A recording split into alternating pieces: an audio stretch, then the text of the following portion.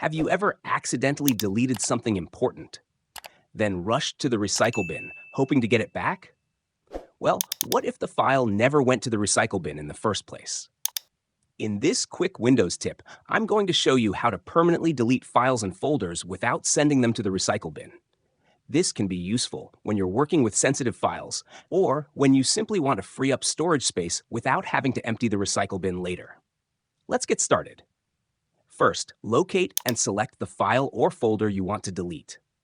Now, instead of pressing the regular delete key, press and hold the Shift key on your keyboard. And while holding Shift, press Delete.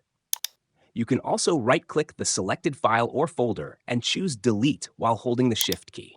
Windows will immediately display a confirmation message asking if you're sure you want to permanently delete the selected items. Click Yes to continue. And that's it. The file is deleted immediately and completely skips the recycle bin. No extra step, no temporary storage, just gone. But here's a very important warning. Be absolutely sure before you confirm the deletion.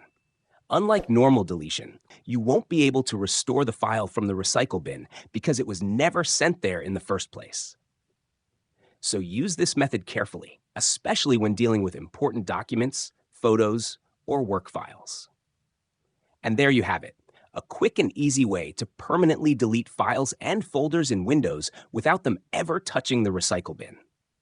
If you found this tip useful, give this video a like, subscribe to Zimist Coded, and turn on notifications so you never miss another helpful tech tutorial. Thanks for watching, and I'll see you in the next video.